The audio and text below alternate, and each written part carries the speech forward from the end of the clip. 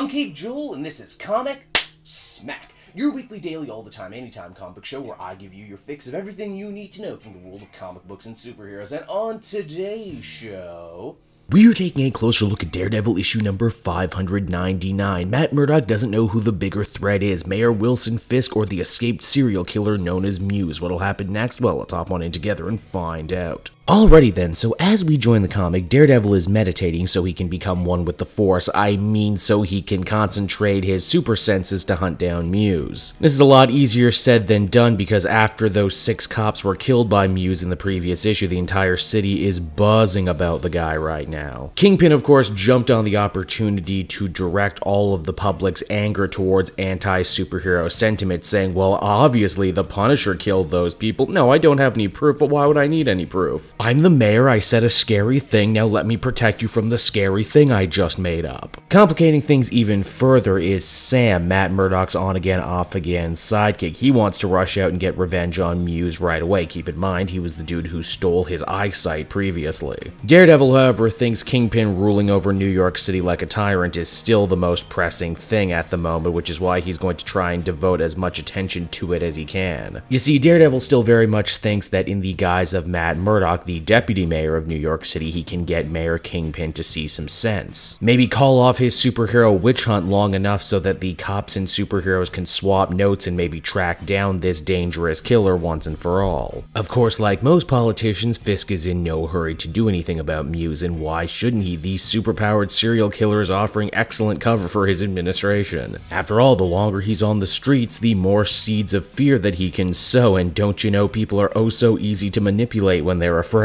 Fisk also gives Murdock an ultimatum. He's tired of all this pushback he's getting. He can quit if he wants, but you know, if he does, Fisk will do everything in his power to make sure he never gets a file clerk job in New York. So basically, bad guy mayor tells our heroes to smile, go to a big rally at Central Park later that night to represent the mayor's office, and shut the hell up. Now elsewhere, Blind Spot is reunited with his sister. Man, it's been forever since this character has shown up, and he has a lot to talk about. Oh yeah, mom's still in China. Oh yeah, I lost my eyes but got them back thanks to demon magic, and oh yeah, I killed some people. But don't worry, I've taken a bunch of paint devices and I'm deciding to meet a serial killer head-on who blinded me in the first place without any backup, but you know. Just another night that ends in Y when you're a New York City superhero. The funny thing is that Blind Spot goes out of his way to cover up Muse's artwork when Fisk was trying to get that done himself anyway. Now as the comic winds down, we think Daredevil actually shows up at the Central Park meeting, but instead he manages to get together a group of all of Marvel's street-level heroes to come up with a plan to take down Fisk once and for all. So that was Daredevil, everybody, and overall it was another very cool issue. Charles Soules has always exceeded when it comes to sharp conversational dialogue, and we get to see a nice verbal fencing match between Matt and Fisk here. It's also another nice chapter in Daredevil as mentor. It turns out he's actually more like Stick than he may have thought. He's so concentrated on his own mission,